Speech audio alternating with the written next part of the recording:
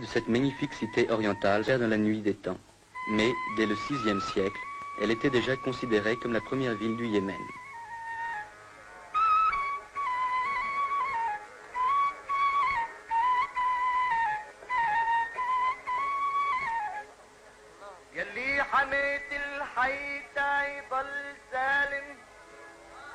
Proclamée le 26 septembre 1962, la République, dont on voit ici le palais présidentiel, la confirme dans son rôle de capitale de l'Arabie heureuse. À l'occasion de la fête de la rupture du jeûne, une réception est organisée au palais du gouvernement. Son Excellence Al-Eriani se prête aimablement aux servitudes de la célébrité. Les notables viennent lui présenter leurs hommages, ainsi que le président de la Chambre.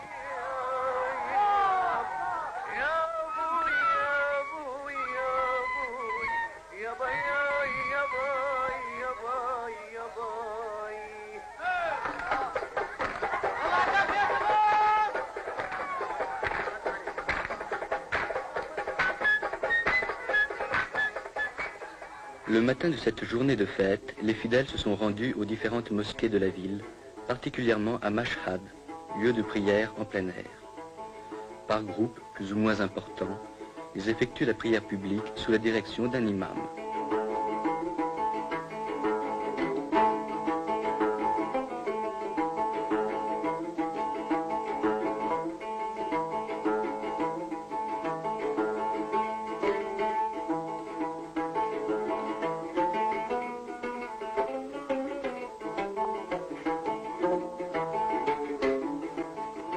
Pour cet ultime voyage, une déambulation dans la partie moderne de la ville est de rigueur.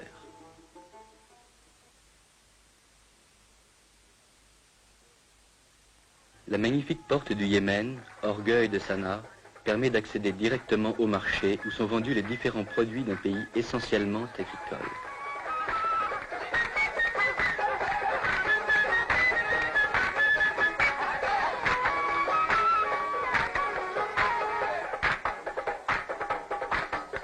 Toujours dissimulée au regard, la femme est parfois drapée de noir. Mais le voile traditionnel aux couleurs vives satisfait davantage la coquetterie féminine.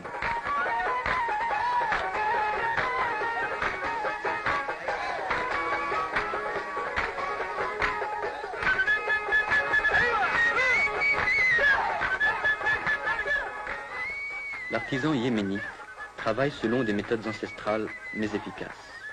Ces plats sont taillés d'une seule pièce dans la pierre tendre.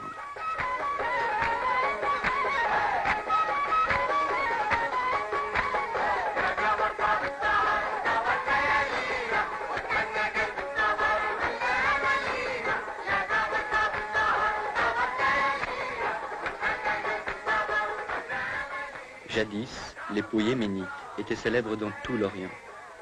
Trempée dans différentes cuves, la peau est lavée, nettoyée, tannée, et lustrée. Ces différentes opérations sont effectuées en plein air, tant l'odeur qui se dégage des bains est suffocante.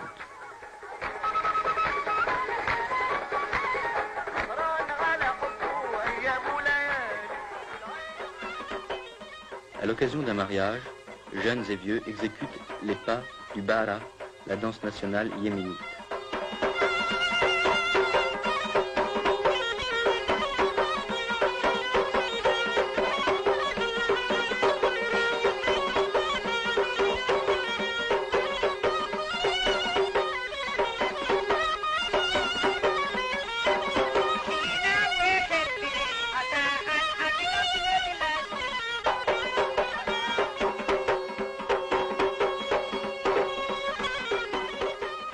Étrange alliance de l'art et du sacré. Les danseurs exécutent leurs pas à l'ombre du tombeau d'un ingénieur chinois décédé au service du Yémen.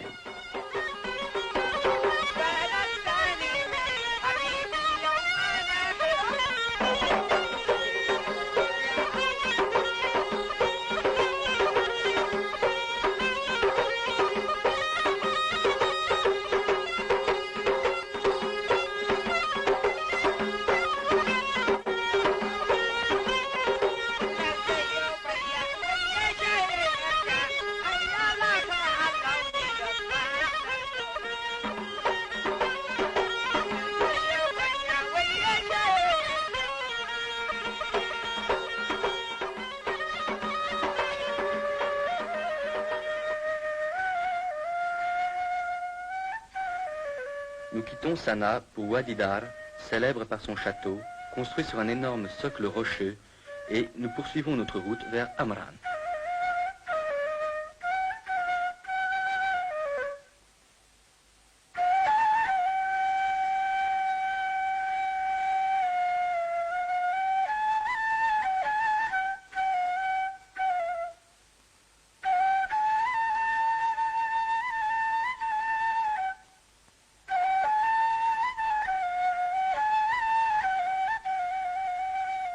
Amran, gros bourg fortifié, garde encore ses anciens remparts en terre séchée.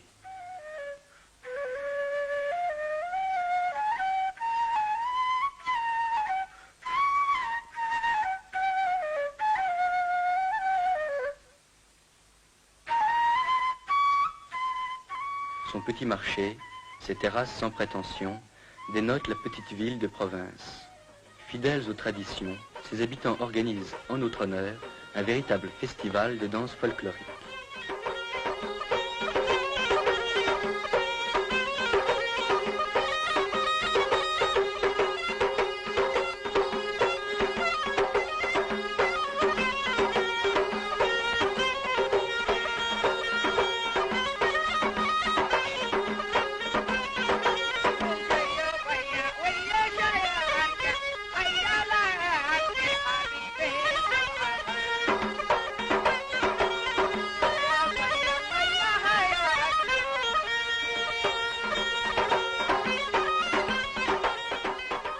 Les danseurs brandissent leur redoutable yambia, enroulent une serviette autour du bras gauche en guise de bouclier et exécutent un pas guerrier.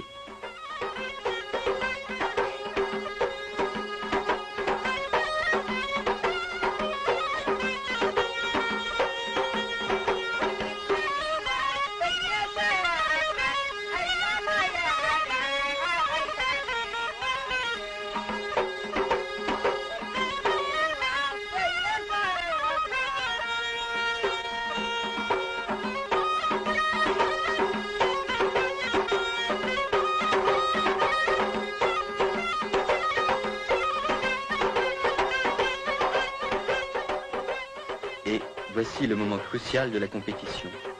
Il oppose les deux meilleurs danseurs du village.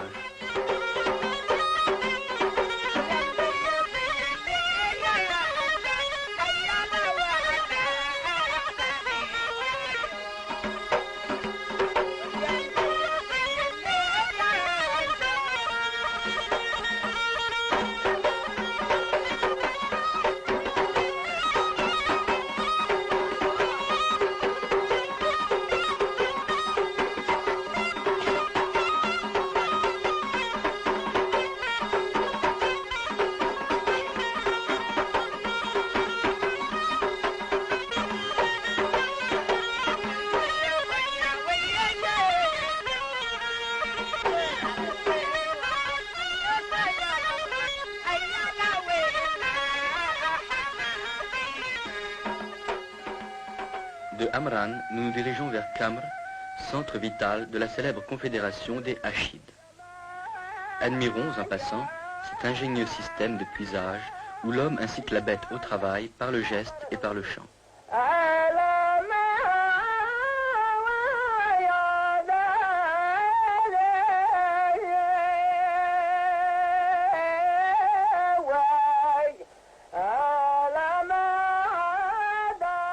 Non loin de la ville, dans une ferme isolée, vivent les tisserands. Ils appartiennent en effet à la catégorie humble de la population. Le tissage est une activité essentiellement masculine. C'est l'homme qui file et fabrique ces magnifiques tapis.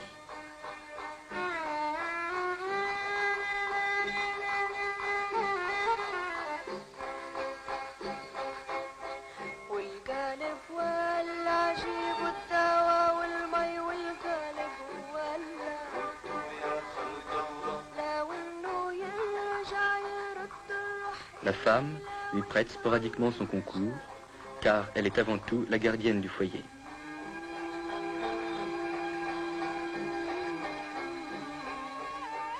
La petite ville de Kamr jouit encore de l'antique droit d'asile. Son marché hebdomadaire, durant lequel on observe une sorte de trêve sacrée, est le plus important de la région du Nord. Les villageois y viennent de loin pour y vendre les produits de leur ferme. Sa population, de 2000 âmes environ, comprend surtout des cultivateurs et des artisans, entre lesquels le mariage est exclu. Les bouchers, comme les barbiers et les musiciens, appartiennent à la même catégorie sociale que les tisserands.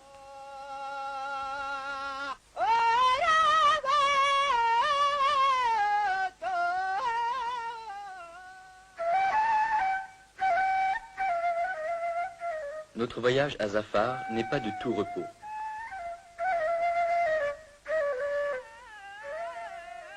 Malheureusement, de l'ancienne capitale des Iméarites, dont les splendeurs furent souvent décrites par les chroniqueurs, il ne reste qu'un monticule rocailleux.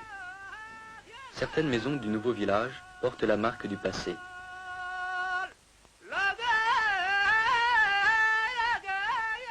Ces citernes, vieilles de 2000 ans, sont toujours en service.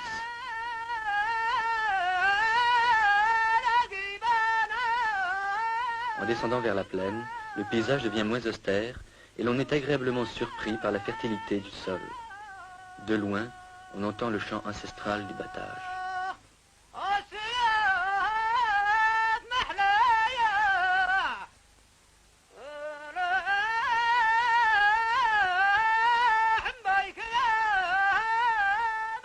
Dans cette société paysanne, la femme travaille autant que l'homme, sinon plus que lui. Gardienne du foyer et fermière accomplie, elle aide son mari dans les travaux des champs, s'occupe des animaux domestiques et assure les besoins en eau de la maison. Nous dirigeons nos pas vers Haz, où, comme de coutume, nous sommes accueillis par la musique.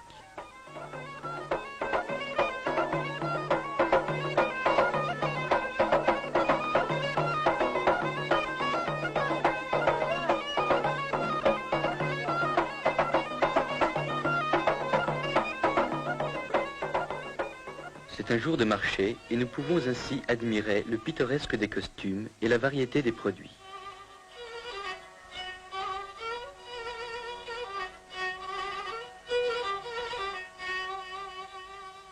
Chaque marché a son daoshan, serviteur du clan et crieur public, appartenant à la catégorie sociale la plus humble de la population.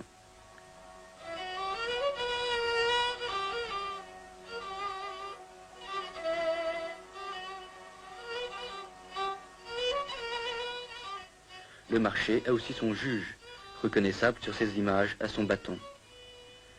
Contrairement à la citadine, la paysanne ne se voile pas. Elle se protège seulement du soleil et de la poussière. Le marché terminé, on compte ses gains, on se dit un dernier mot, et l'on prend le chemin du retour vers des villages presque inaccessibles.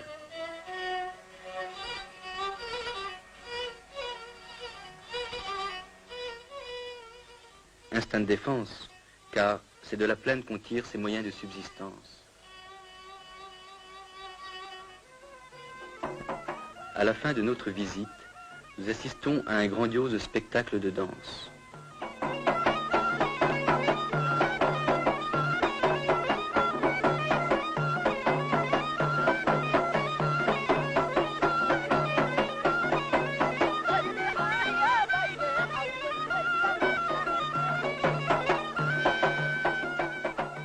Le Yéménite est passionné de danse qu'il considère comme une manifestation de sa sensibilité artistique. Si le rythme et la cadence accusent une certaine monotonie, la chorégraphie est sujette à variation.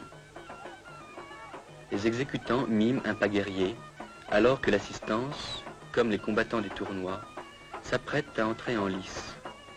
Les danseurs imitent tous les gestes de l'attaque et de la défense. Avancent, reculent, frappent et sautent. Ils miment aussi l'attitude du vaincu qui marche presque sur les genoux pour implorer sa grâce au vainqueur.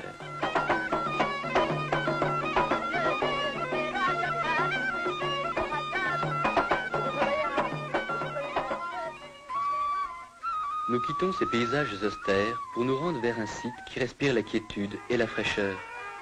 C'est la région la plus fertile de l'Arabie heureuse, dominée par la riante Djibla. Aucune autre ville du Yémen ne lui est comparable, tant son charme est grand. Notre courte visite ne nous permet pas d'admirer toutes les beautés de cette cité qui fut jadis la capitale de la reine Arwa.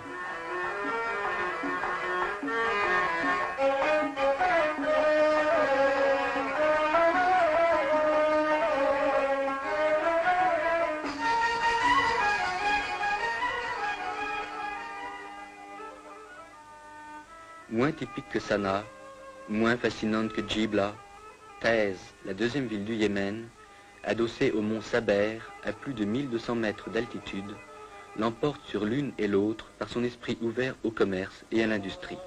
Elle est dominée par la mosquée Ashrafiyya, qui semble la tenir sous sa protection. Ancienne résidence de l'imam Ahmad, elle garde son ancien cachet, ses remparts et sa redoutable forteresse.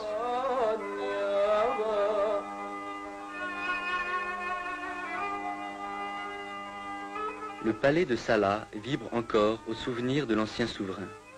Il en porte aussi la marque. À l'intérieur de ses murs sont gardés les lions du roi, descendants du couple offert jadis par le Négus.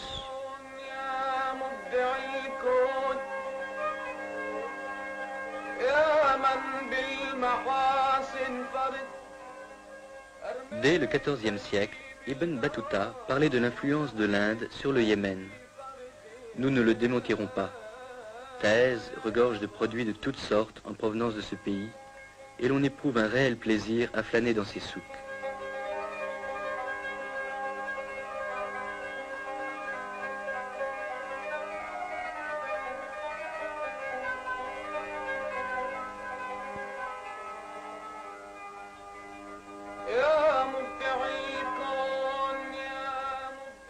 Un dernier coup d'œil et un regard nostalgique vers ces horizons lointains du pays de la reine de Saba.